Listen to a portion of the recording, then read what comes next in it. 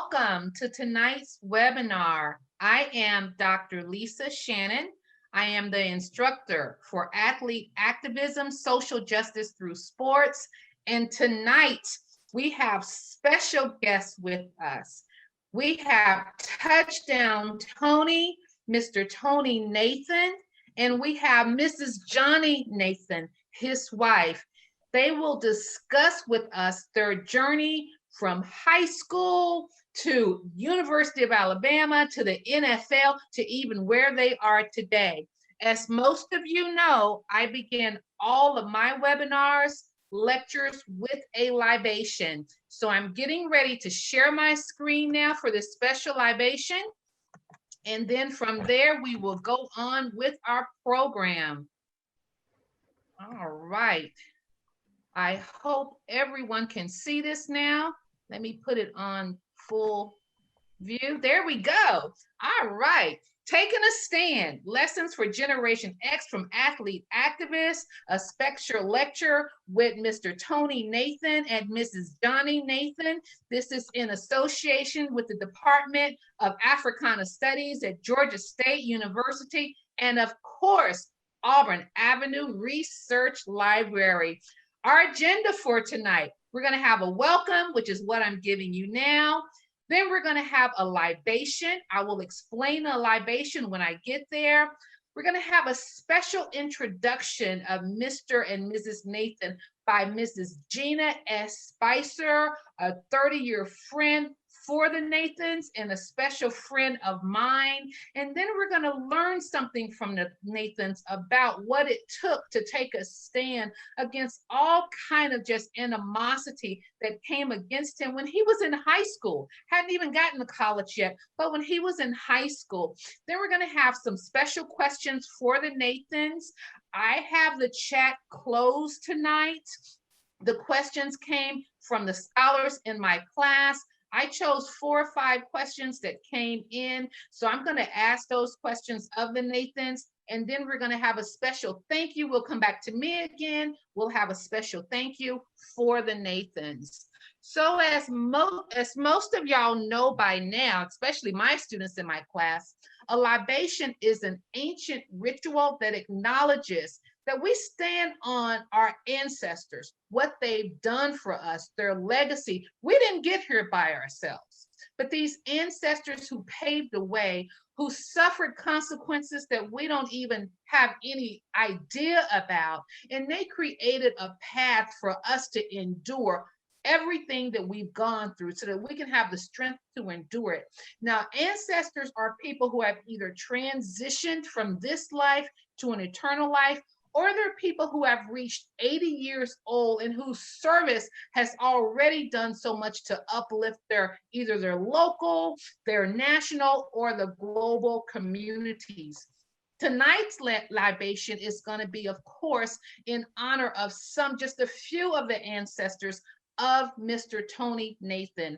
As I do this libation, of course, I will have some kind of piece of plant, something live, and my libation will be water that I will pour in there. I will say something about the people that will, as you can see what's going on now, we say the name. So when we say our ancestors' names, we're actually acknowledging their endurance and their legacy. And so I'll say their name and then I'll pour a little bit of water onto this live creation, is giving back to the earth, knowing that we came from water. Everything that was created from water, and it's going right back. So this circle of life, this 360 degrees. And when I say their name, when I pour it, you will hear me say Ashe, A-S-E with a tilde, or A-S-H tilde over the H, N, and E, a little tilde sign. And Ashe is actually the correct form. Sometimes we say Amen or Amen. Amen was actually a Kemetic or Egyptian pharaoh. And what he made people do, he made people say his name before they spoke and after they spoke to him. So Amen actually means so be it, but the more correct word to use is actually Ashe. So I want to pour this first libation in honor of Mr. Nathan's father. A man you'll see down at the bottom, Mr. William, they called him Pops Nathan II, who just thought it not robbery to support his son. He was also known as Coon Man because he shot so many coons there in Alabama, but he instilled so many great values and principles into Mr. Tony Nathan. So I pour this libation for Mr. William Nathan II, Pops, and I say Ashe. I pour this next libation for Mr. Nathan's mother, Mrs. Louise Nathan, who told him, "You're not gonna quit," who made sure he went to those practices and instilled an endurance and a perseverance into her son, because she didn't know what he was gonna face as he integrated this high school. And so she made sure he was equipped with enough love so that if anyone tried to take anything away from him, he had enough to at least make it back home. So I pour this libation for Mrs. Louise Nathan, and I say Ashe. And then his maternal grandparents, Mrs. Louise's parents, Mrs. Mary and Mr. Dorsey Williams. I pour this libation for both of them, and I say Ashe. And then I pour this next libation for Tony Nathan's paternal parents. I didn't have their pictures, but I still will say their names. So for the memory of Mrs. William Nathan and for Mr. William Nathan I, I pour this libation and I say Ashe. And then for some of the coaches who just helped him, taught him not only plays, but told him about Christianity, told him that, you're going to be on this team and you're going to run and you're going to give your all and you are a man and you belong. So for this first one, I pour for his high school coach, a man, Mr. Tandy Geralds, who y'all have read in the book. And when you saw Woodlawn, you saw his image. So for his high school coach, Coach Tandy Geralds, I say Ashe. And then for his college coach, the legendary Paul Bear Bryant, who came to Mr. Nathan's home, and you saw the picture of Mr. Bear Bryant there in the Nathan's home, signing Mr. Tony Nathan to that doggone college contract. So in memory of Coach Paul Bear Bryant, who came over a lot of his own racial prejudices that he had to endure, but he overcame them, and then he welcomed African-American players. I pour this for Mr. Paul Bear Bryant, and I say Ashe. And then that phenomenal coach down there in Miami, oh my gosh, the only undefeated coach who went undefeated NFL all the way through until the Super Bowl. Oh my gosh, Mr. Don Shula, who did so much for the Miami community. I pour this libation for Mr. Tony Nathan's NFL coach, Mr. Shula, and I say Ashe. And then, as most of you know by now, in the top corner of this screen is one of my professors, my mentor, who just said, "Lisa, you will get your dream. You will be able to work at Georgia State full time. You will be able to teach the courses that you want to teach." She didn't understand sports, and she thought I was crazy to love sports so much. But I poured this last libation for Dr. Jacqueline Ann Rouse, my mentor there at Georgia State University. We end our libations with a salute, and the salute says, Ashe, Ashe, Ashe. Oh, this last libation goes for all of the ancestors whose names we remembered, but who helped all of my students get to where they are, and to the indigenous population whose lands we stole, we rest on right now. We apologize to you. I pour this for you, and I say Ashe again. Now we will have a special introduction for the Nathans by Mrs. Gina Spicer. Mrs. Spicer? Yes, can you hear me? Dr. Shannon? Good evening. Welcome guests, faculty, staff, and students of Georgia State University. A divine human partnership describes Tony and Johnny Nathan. Destiny will not appear on your doorstep. You have to be willing to want it and make a difference. Johnny and Tony Nathan have changed the world. People who change the world, there are people who make things better simply by showing up. These are people who make things happen. These are people who make their way. They are people who make a difference. People who make us smile, people through strength and courage make it through, despite the odds. Johnny and Tony Nathan are people who change every day and work hard helping people. They are community leaders. They are pioneers. They are people that, despite it all, will pick up the phone and answer the call. It doesn't matter that they have the largest house on the block or the big red and white flag with an A on it that flies high. Some people think it stands for Alabama, but people who really know them, they know the A really stands for amazing, awesome, positively uplifting attitudes. The A represents achievement, giving to youth as well as adults, letting them know it's not where you started, but it's where you end up. Supporting to reach back and lift people up. Never forget your history, build on it, share it. And that's why they both have done the movie Woodlawn, sharing their life story because they care and they wanted to make a difference. The power of prayer and faith, overcoming the odds, Woodlawn. They have been honored many times in the community. There are Miami hometown heroes.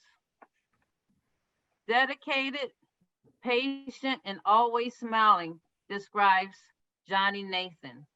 She lights up a room when she walks in, lighting up the hearts of children, helping teaching them how to read. Miss Nathan is making a difference in the lives of children every day as an elementary school teacher for over 30 years. Tony Nathan, NFL All-American, graduated from Woodlawn High School and later attended the University of Alabama, drafted third round in the NFL as a running back for the Miami Dolphins from 1979 to 1989 he played. He's coached for the Tampa Bay Buccaneers and the Baltimore Ravens as a running back coach. Together, Tony and Johnny have over 60 years of working in the Miami-Dade community, helping, giving back, and working with children. They believe regardless of your status, reach back in your community and lift someone up. Don't ever forget where you come from, and always, always give back and take time to help someone. They have many accomplishments. They are role models, community leaders. They're humble, and most of all, they're Christian people, always willing to help someone. It gives me great pleasure, and it is a true honor to introduce Mr. Tony and Johnny Nathan, our heroes. Tony and Johnny Nathan. All right, Nathan, it's on y'all now. Thank you, thank you, thank you. Definitely, thank you. I'm getting ready to sit sitting there getting tears myself. I mean, you do things because God put you in a position to do things. And he, of all people, you do not want to disappoint. And so, you got to give back. Because, you think someone gave things to you and gave you an opportunity to do what you do. But I just want to thank you all for letting us be a part of your program, Dr. Shannon.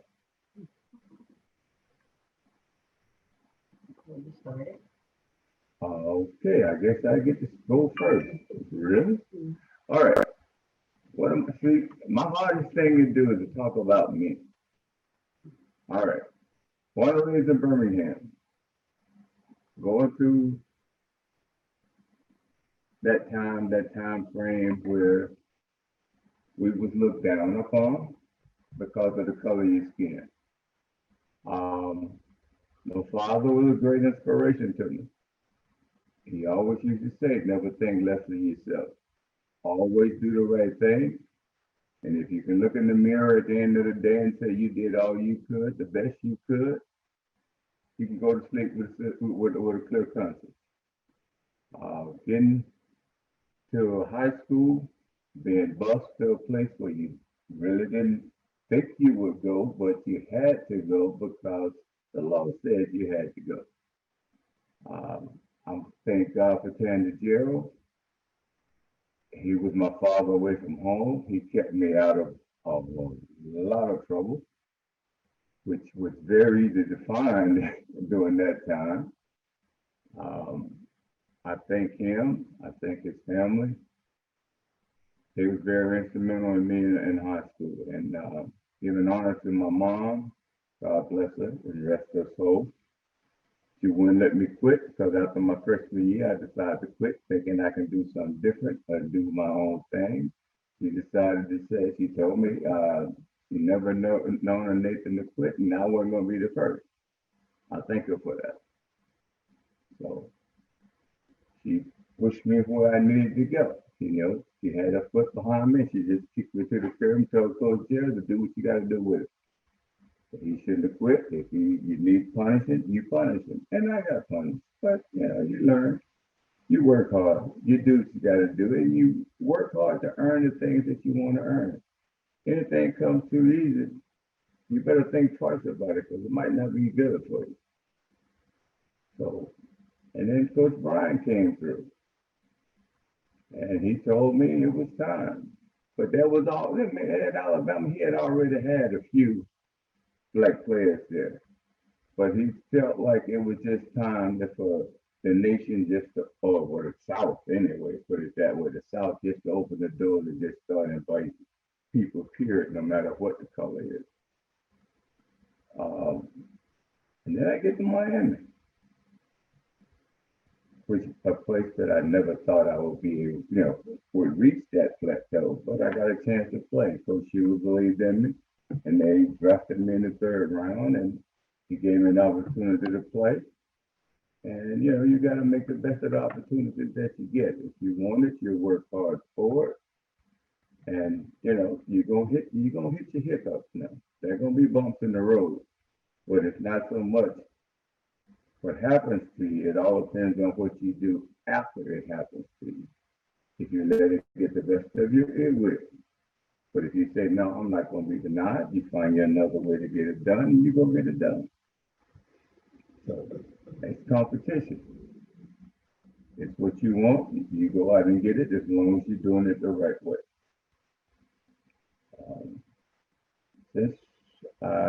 Like she said, I coached in the pros. I coached for Miami. I coached for Tampa, coached for Baltimore, coached for San Francisco.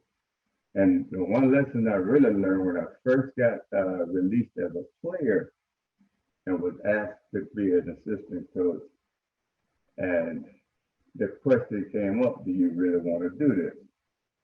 And I was told by this friend of mine that was the offensive line coach that I worked with a great deal when I played. He said, well, when we got fired, he said, now we're going to definitely see if you really want to be a coach. Once you get fired, will you hustle to find yourself another coaching job? Because that's the nature of that beast. Everybody's looking for that instant gratification, and it don't always happen. So, they give you a certain period of time to get things done. If you don't, they're looking elsewhere. So, but, it's all in a lesson. And since I stopped coaching, I've actually become a bailiff for one of my former teammates that I played with. It's Judge Newman. He's been in jail for 24 years. He's in his last term now, and I've been doing that now for the last 11 years. So God has been good. He's giving me things that I can do. And again, thank you for having me, letting me be a part of this program. Good evening. I am Johnny Nathan, Tony's better half. I'm going to take it back to when we first met at Woodlawn. I grew up, as they say back then, from the other side of the track. And me going to Woodlawn, or predominantly being bused to Woodlawn, to a predominantly white school, it didn't sit well with me.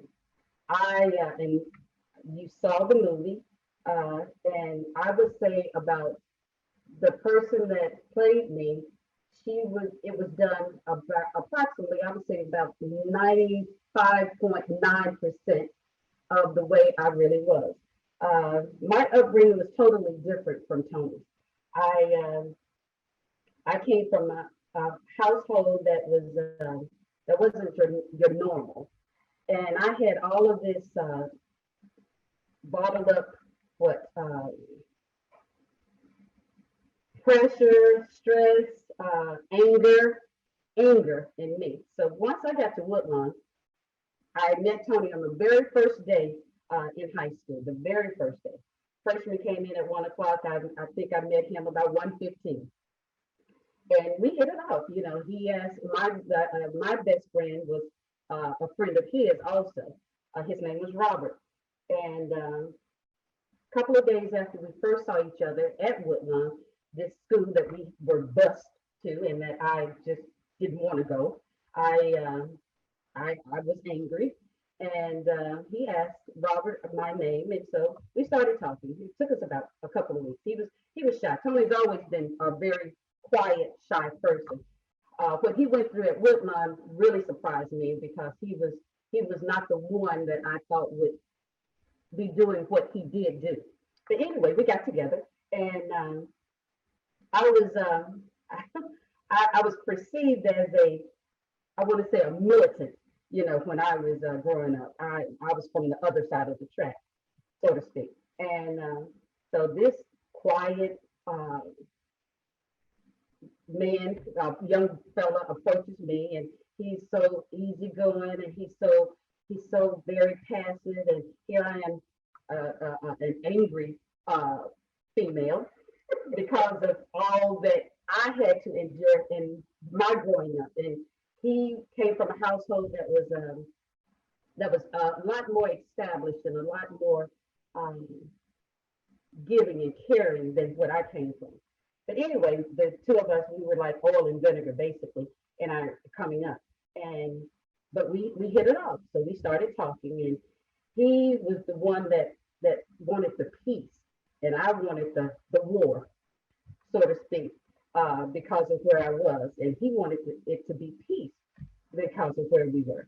And I could not get him to come over to my side for nothing. We stayed together, even though we had those disagreements, but we still continued to talk with one another.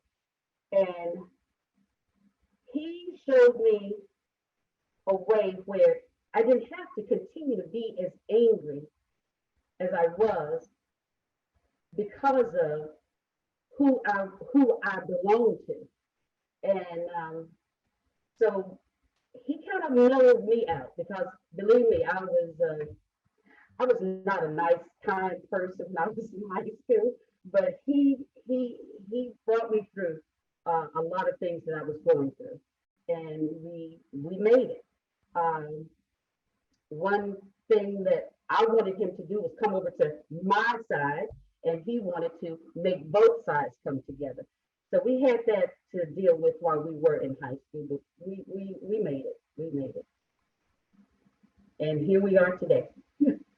we persevered through a lot. In high school, we went to college together, been married for 40 plus years now. And it has been a journey. It has been good, bad, and indifferent, I must say. It hadn't been all roses and carnations. That's not life anyway. But we have persevered through it all. And I've always lived by, since I became the person that I am, I live by the 3 P's: prayer, patience, and perseverance. And that has really brought me thus far. Very good. Well, thank you for sharing that. So if it's okay with both of y'all now, may I go ahead and just ask a few questions that my scholars had put down? Yes, Is that ma'am. okay? Yes. All right. Let me see the first question. Let me pull up my screen. The first question, and this is for Mr. Nathan. Mhm. Mr. Nathan, when the directors came to you stating that they wanted to make a movie about your life, what part of your life did you want to make sure they included in the movie? And then the second part is, and where did you have hands on picking the actor who played you in the movie? Well, when they first mentioned it to me, I laughed about it. I thought somebody was trying to play a joke on me. Anyway, I have friends that I like that. They will play jokes on you. But they told me they were serious about doing this, and I got to actually meet the guy that played the part of Hank Irvin in the movie, Rudy. I actually got to meet Hank, and I got to meet his kids, and the two sons actually did the film itself, and they came to the house, and like I said, in the beginning, I thought I'm like, wouldn't nobody go to this extent to make a joke. So I finally realized that they wasn't kidding about it. And the part of the movie part of my life that I wanted in the movie, they pretty much sat down with me and we just talked about different things, and they wanted to include everything that was a part of my life that I thought was important. As they asked questions about this, asked questions about that, it all just came out. And the main thing I wanted them to know that was about my father. He was my pillow. My mom was my disciplinarian. She did her part too. So, but she was justified in a lot of things that she had to push me to do. But it was just about a family ordeal, just one of my family, my brothers, my life itself as a whole, and what I experienced. And as far as picking the people that was in the movie, they decided all of that.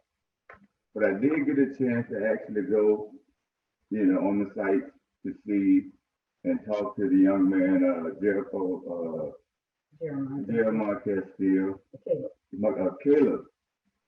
Jeremiah's his brother's father. He played at Alabama also. But Caleb, I got him. But Caleb played football, but he decided to go into acting. Mm-hmm. And he left school to go to do the acting thing. Yes, I actually sat in the cold in Alabama watching them do the movie, and they would ask if it's this how you thought, how things happen.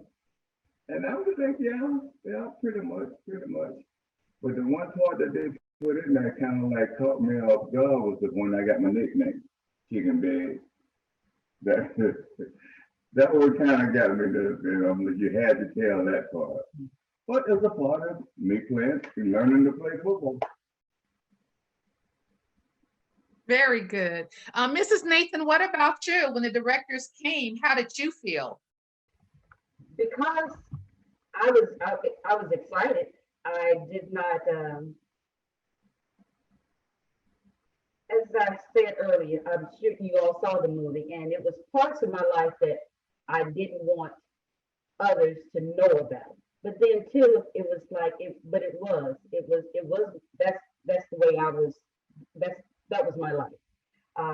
Of course, being in school, I used to get picked on because of the fact my father was an alcoholic and he was an abuser. And that followed me in elementary school. And a lot of the people I went to elementary school, they also went to high school with me. And but a lot of people didn't know also. And I was kind of skeptic at first when they wanted to bring out, I told them about my upbringing, and they wanted to put that in the movie. And I thought about, it is what it is. That's what it was. But I came through it. It made me a better person. I look back on that, and yeah, it was terrible. Oh my goodness, it was bad. But I think it made me the person that I am now. So it was okay. At first, I didn't want it, but then I thought about, I'm probably not the only person that grew up in a household that way. So maybe I can shine some light on that person who is going through that and let them know that there's a goal, there's goal at the end of that path. There's something better. There is something better in life. You just got to hang in there. And hopefully that's what it did. So, and I thought about it, I prayed about it, and I want people to know from whence I came. Yeah, it's okay. It was okay. And we thank you. We thank you for that honesty and that sincerity, because it did come out. We thank you for sharing that. This next question is again for you, Mr. Nathan. And it says, we live in a time period of racial unrest, and as some would say, the rebirth of the civil rights movement. What do you believe is vital to help bring us together as all races in this time of racial tension?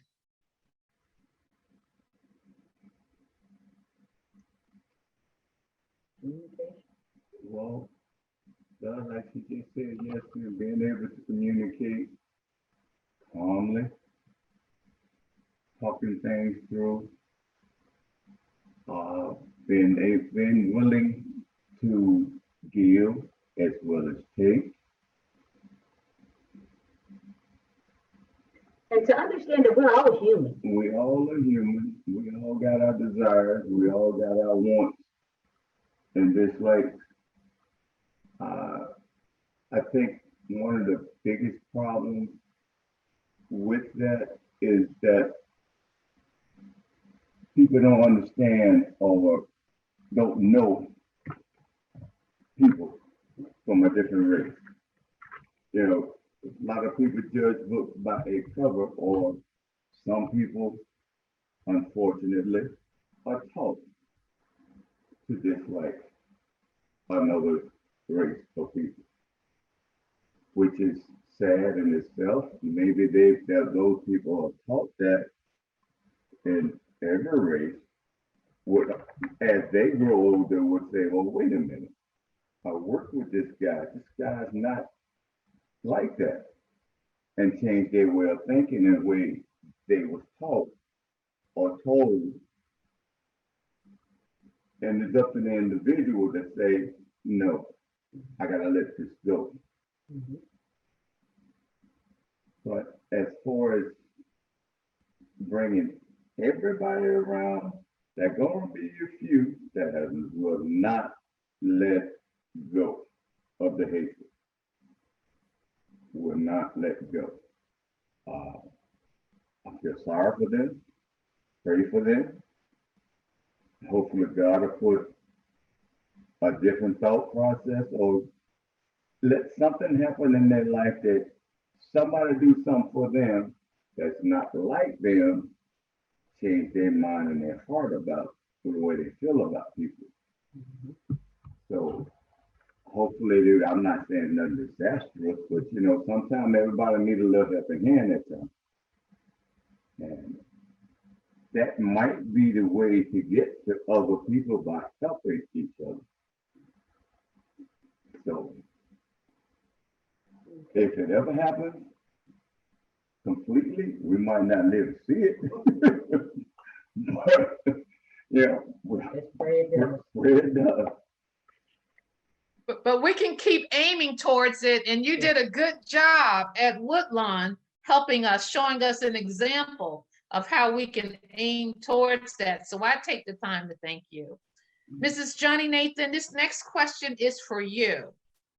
Was there ever a time when you felt frightened for your husband's life because of what he endured?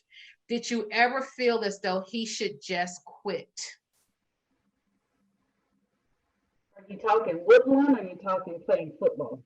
It's up to you. Either way you want to answer it. Okay, You can answer both. Mhm. I was gonna say, I'll answer both. When we were at Woodlawn, and like I said previously, I was on the other side of that. I was an angry female going through that time, and Tony was not. He was the calm one, and he wanted the unity of the blacks and the whites. I didn't. I'm gonna be honest with you. I did not, and he was trying to get the two races together, and I was angry with him because I didn't want him to do that. I wanted him to come over the outside and be angry because we were there also. You know, the blacks had to be bused there also, but he never did. As far as him playing, so I would say to that, I wasn't frightened. I was ready to start the fight. I was ready to start the fight. I wasn't frightened. I was ready to start the fight. So, and I wanted him to help me with my fight, not help the fight not exist at all, you know. But so that's the way. That was my feelings when I was in high school. Playing football, I do get. I get nervous. I used to get nervous watching him play, but then I thought about, you know, he's protected, he's covered, and if that it's all part of the game, and you can get hurt walking to the mailbox. So I had to realize that, but he was doing what it was a desire of his heart to play football. So I just had to be there for him and cover him and let him do his thing. So I wasn't frightened about him playing football those years. Thank you. This next question is actually for both of you. Either one of y'all who wants to answer first is welcome to. And it says, today's athletes face a myriad of challenges: racism, genderism, concussions, financial exploitation, COVID-19, etc. Would you want your children or grandchildren to play high school, college, and or professional sports? Why or why not?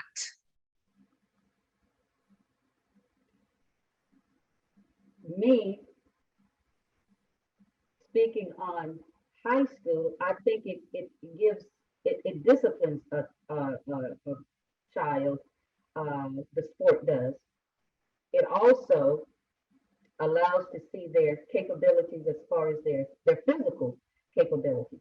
You can't go out there and be afraid to do something of that nature. And if they have the heart and they have the desire and they have the mindset to want to do that, I wouldn't stand in their way, whether it be my own son, my grandson, or even him. Once you get to college, I think that's where if you have a talent and it can be shown during that time, I say go for it. And then for being professional, I think that way God has set you up. You have a platform then. You can showcase yourself then. You're there and you can make a difference. Not so much athletically on that field, but you can also you have a voice. You can do something. You have a platform to do something of that nature also.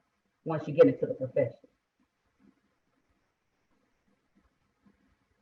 Nate? What about you, Mr. Tony Nathan? Would you want your grandkids or your children to play professional sports? Well, professional, yes, I would. But, you know, it's now that he has, well, we got the one grandson right now. If he does, he has, his father played for this Seattle and Detroit. I played in Miami and I coached several different places. And it all depends. And actually, his other grandfather played with the Cleveland Browns. So it's in his family. It's in his, it's there. It's in his genes, hopefully. Whether he decides to act on it, it's his decision at that point in time.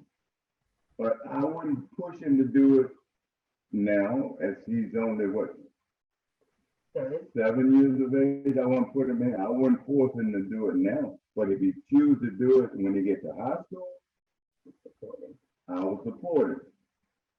And I would have to be like my mom Louise was. If he said, I can't do this, I don't want to do this, no, my brother. Quitting is not in our agenda. You know, it's not in our genes. We can't quit. But if it turns out that he's not as good as we think he could be or should be, I can understand. But yes, I would like for it to. I would stop him from doing so. And who knows? It might not be. It could be baseball. And if that is big, it could be basketball.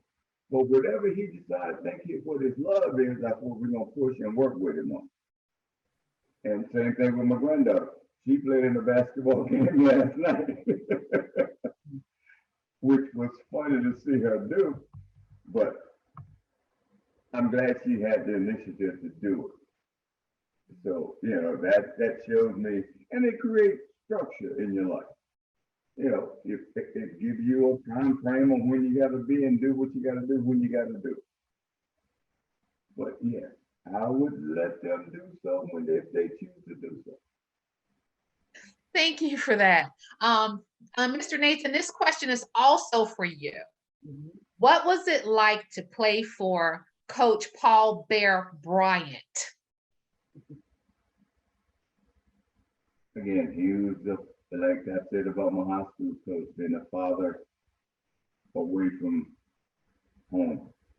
Now, my high school coach during that time when we was in high school, he used to come, I got my president in my homeroom class, he would come get me and take me down to the gym and make me stay there and stay away from the other stuff.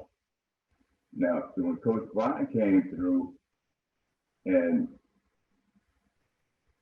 he showed me that he was interested in me being a part of his program, that I could contribute to his program, which eventually, if I went there, like I did, it became mine. And, you know, I owned it. I can make this better. I can make this work.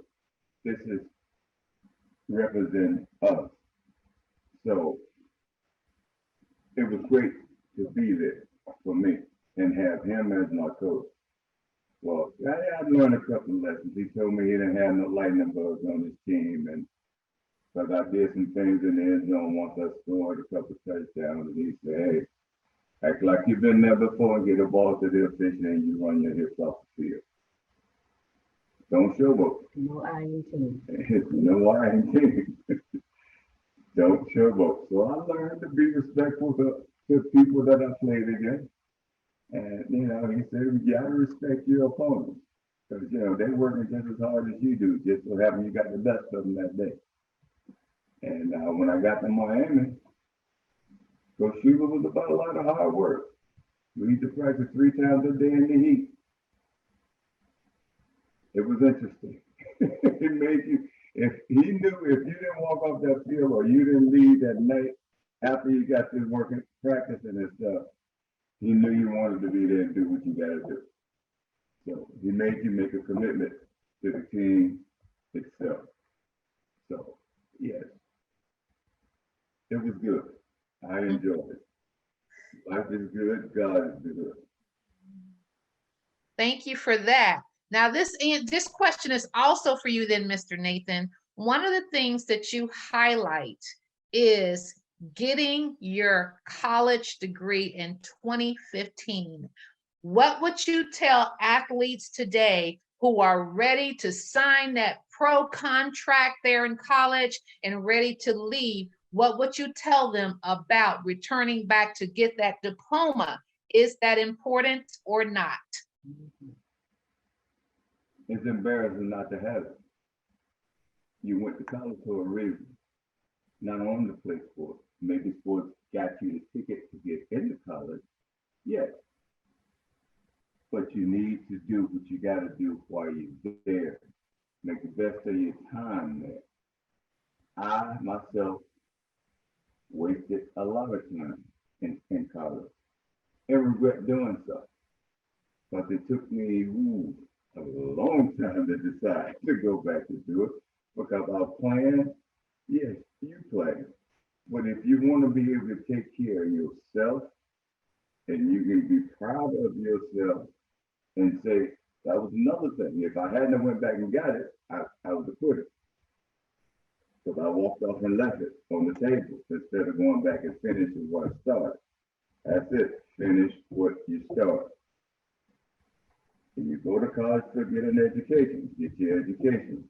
But you don't know. Football, sports ain't gonna last always. Knowledge. Knowledge does. Then once you get it in your head, they can't take it away from you. You get old, or they tell you that they no longer need your service. What are you gonna do with the rest of the time? Now when you walk out that door and say, what's my next step? And you don't know, you don't have a degree, you have no education. Now you're depending on other people as friends giving you something. So now you obligated to them, in a sense. All right? So get it while you can and continue it. Don't just stop while I stop. Continue it and get the rest of it done. Very good answer. That was my favorite answer as an instructor, as a lecturer. Yes, I needed that one. Yes, thank you for saying that. This question here is also for you then, Mr. Nathan. If you had to choose one athlete today, male or female, for college athletes to be a role model for, who would you choose? If you had to choose one athlete of today to be a role model for college athletes, who would you choose? And I guess, and why? Wow. Now, me being, now I want to make sure I understand it. Me being the role model, or him being a role model? Who would you choose for students to be a role model today?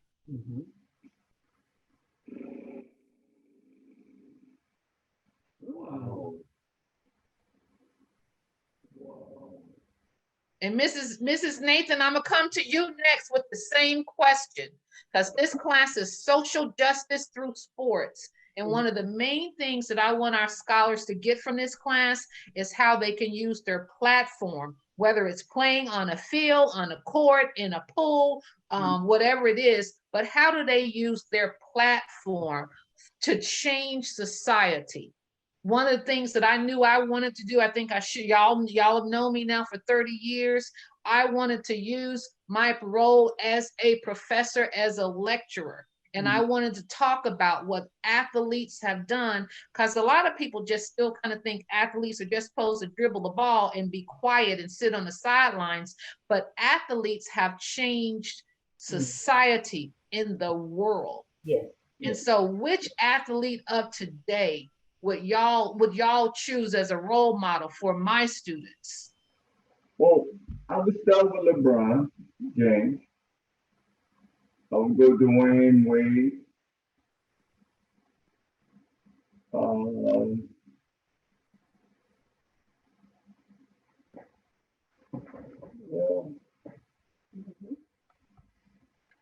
And what's his name to play with Golden State? Steph Curry. Steph Curry.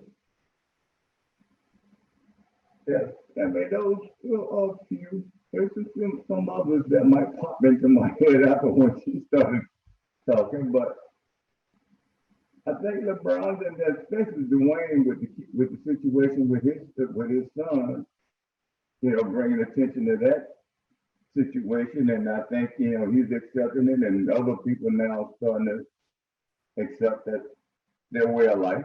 Mhm. So, yeah, he's making a change.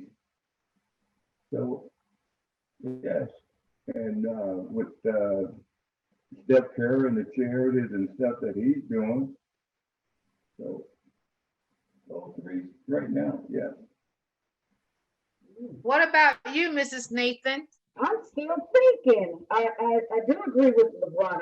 I love what he does for children, for the youth, um, with the school openings and things of that nature. Uh, I would have to say him also. Yes, he goes back to his neighborhood. He goes back from whence he came and helped there, and I like that. I really do.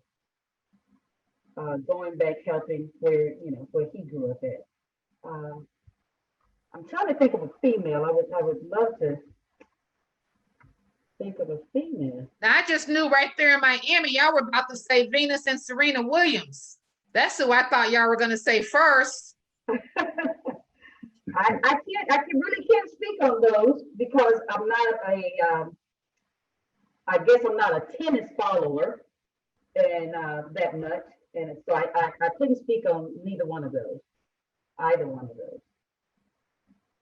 Well, we have about 5 minutes left. So I Mhm. want to take the time to thank y'all now. I want to go and share my screen again. There's some things I have to do as lecturer, and then I'll come right back. Y'all get the last 2 minutes to give any final thoughts that y'all want to say. So let me share my screen again right quickly for my scholars. Let's see. Let me go to this one and share.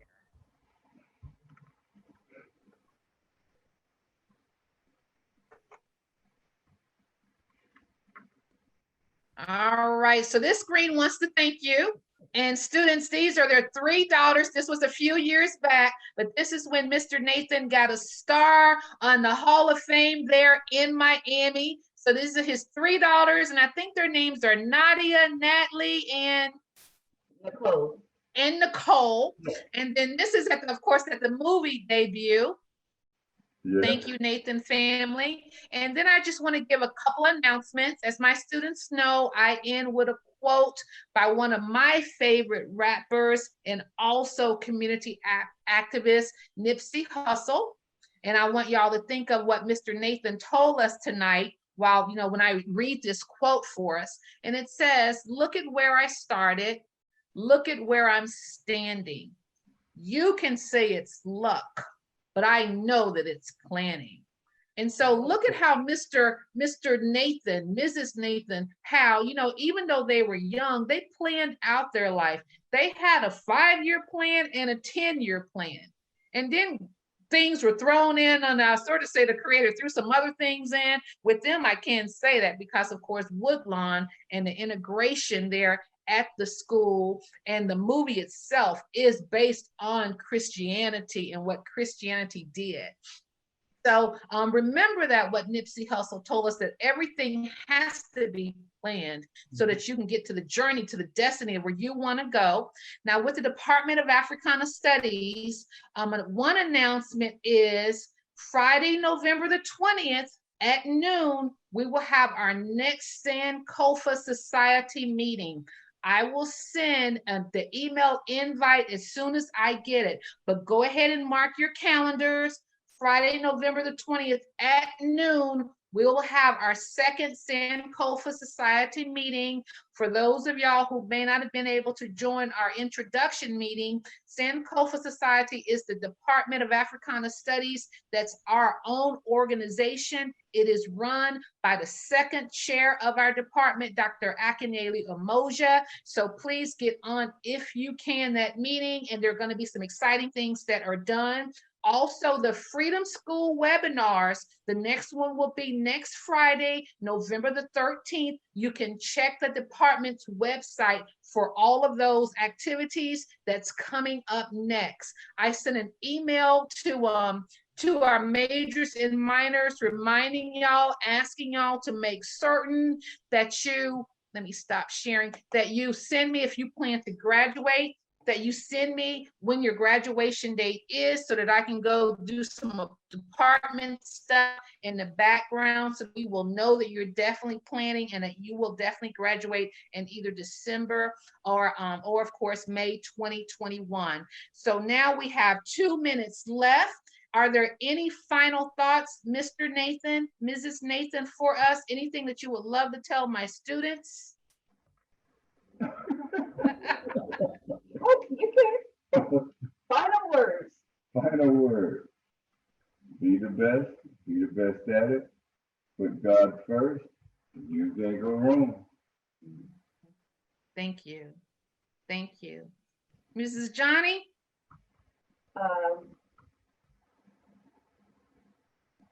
Believe.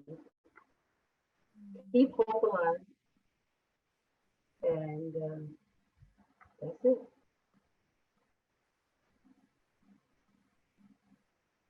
All right.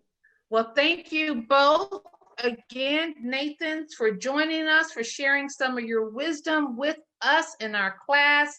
Thank you, scholars, for getting on. You know what you have to do to earn extra credit for joining this seminar. Your due date is next Friday. Thank you, Mrs. Gina Spicer, for introducing them. And of course, thank you, Auburn Avenue Research Library, Forrest, Priscilla, and also Morris. And I think that I see the director, or the chair of Africana Studies, Dr. Jonathan Gales, is on tonight. So Dr. Gales, I tell you thank you. And I say thank you to all of the guests, Jonathan Spicer, who's on this webinar tonight, and those who are looking through Facebook and also Instagram. I thank y'all. Y'all have a great evening.